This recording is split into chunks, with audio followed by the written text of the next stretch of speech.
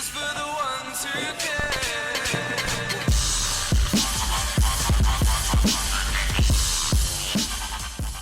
What's going on, people? Welcome back to another video. My name is hughwizzy and you're watching a bit of a response video to the very bravely titled Dimitri Payet is better than Mesut Özil by Spencer Owen. Now Spence, mate, you know I love you. I've got a lot of time for this guy, lads, so Arsenal fans, calm yourselves down for just a second, be nice and hear him out. Even though he has the audacity to be comparing Mesut Özil and Dimitri Payet after one Premier League game. Now they do actually have some similarities in that they're both attacking mids, or at least known as much, although Payet is actually a converted winger. They're playing for adopted countries in that one's of Turkish origin and plays for Germany, while the other's born near Madagascar and plays for France. But I know you're not going to come on my boy like that and expect me to say nothing, Spence. You've crossed the footballing line here, son, so let's get down to business. Merhaba to all the Turkish viewers, just come back from Germany, so guten Tag to all the German viewers. And for the sake of the spreading of a true understanding of this beautiful game that we all love, something simply has to be done about this, mate. I can't stand for it. It's not just you, don't worry, it's not just you, but I don't want you going on Neil Ashton on me, saying he's nicking a living. I don't want you going on like Adrian Durham, calling him some £42 million flop, because ultimately these muppets, these mugs, as you would have once called them, they're fraudulent, story-spinning trolls who in the end only get found out and end up with absolutely no credibility. Yes, Özil's got his critics, and rightly so. He's human, he's fallible, he's imperfect like all of us. He should certainly be shooting more. He should definitely be looking to pick up 10 goals a season, and he hasn't, as of yet, been at his best at Arsenal. But I'll put it to you, my good friend, that Mesut Özil is not only one of the most misunderstood, unappreciated players of his generation, he's also one of the few players in world football that possess what I could only call the matrix. It's an ability to slow the game down, an awareness that can't be taught. It's merged with a technical ability that is gifted from the gods. And I know you want me to say that he's the best attacking midfielder in the world, but I will quote Jose bloody Mourinho. There is no copy of him, not even a bad one. He is the best number 10 in the world. Jogi Löw called Madrid's decision to sell him completely inexplicable, and when Thierry Henry says he would have dreamed of playing with him, you've got to only wonder what it is that these professional masters of the game are seeing in this guy that so many out here are missing. What is it they're seeing that you're not? And what is it that he's so good at? I mean, first things first, Mesut Özil is completely unique. A big reason why Özil's been called a flop and lethargic and lazy is the way he moves. Now don't be as silly to judge a book by its cover now. This guy's extremely measured in possession, far less frenetic than someone like Alexis Sanchez. He glides through that number 10 zone, controlling the final third of the pitch like only the best can. And it's just simply a bewildering statement. I'm genuinely saddened at having to compare the two. And I actually think that the only reason you can possibly feel disappointed with Mesut Özil is if you expected too much, or if you expected the wrong things of him, or if you just desperately underrate what he brings to the table. Now, if you're looking for a Maradona or a Messi who takes off and dribbles around 5 people, scores at least a goal a game, sets up another 2 and runs off with every trophy in existence, then look elsewhere. Because Mesut's a different animal. England is too often concerned too much with seeing a player visibly trying, sweating his arse off, than actually appreciating a higher level of skill or technical philosophy. Özil is balance, Özil is grace, visionary speed of thought, incredible coordination and the touch of an angel. To understand the art of Özil, watch his movement off the ball for even a few minutes, pause the game and spot 3 passes that you could make. Mesut Özil shows you the 4th in real time.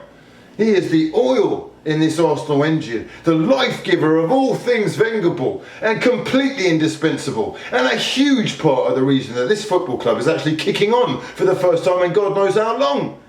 He's not lazy, it's a complete myth, driven by those people with just a silly agenda, and the stats will often, more often than not, actually show that he covers more ground than anyone else in the side.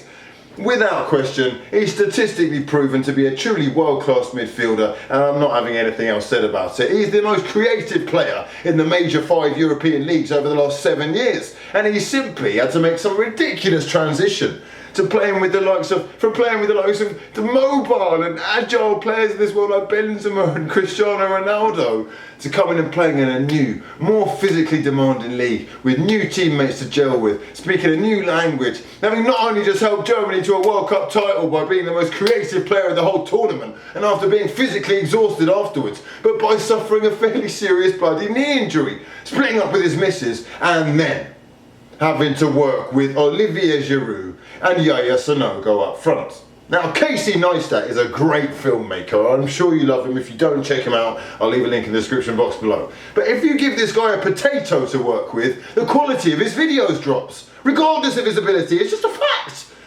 If your strikers can't run in on anything played in behind, as a creative player, you're being stifled and half your ammunition is rendered pretty much useless. So when you see that Mesut Özil has still managed to create the most chances per 90 minutes, when Giroud has missed the most clear-cut chances in the league last season, it doesn't take a genius to work out why Wenger's in the market for a top quality striker, and he has been for quite some time. It's not rocket science either, where Mesut's looking up and seeing big old Ollie, and David Silva's looking up and seeing the agile, clinical, undeniably world-class Sergio Aguero. It drives me literally insane seeing people giving Özil stress whilst we're wanking over Giroud's overused flicks and what he brings to the game. A guy is a useful squad player, very useful, and he was bought in a time when financial restrictions were in place, and he simply doesn't have in his locker what Arsenal, and more importantly for this argument, Mesut Özil, need to flourish at the highest level, not single-handedly. I'm sorry. I mean, even in the game we've just seen, Özil he wasn't even having his best game, and he still created 4 chances. Payet created 1, and it was a cross from a dead ball situation. I can see exactly what's happened here, Spence. I can see what's happened. You've watched the West Ham game, and you won. And understandably, you've got yourself a bit gassed. Now, let Arsenal get a striker, and then judge Özil. He's a feeder, a creator, who actually created 4 times as many chances as Payet did in that very game. Your boy is a very good dead ball crosser. He takes all the corners and all the free kicks, and he did last year, and that's one reason why his assist stats became overloaded.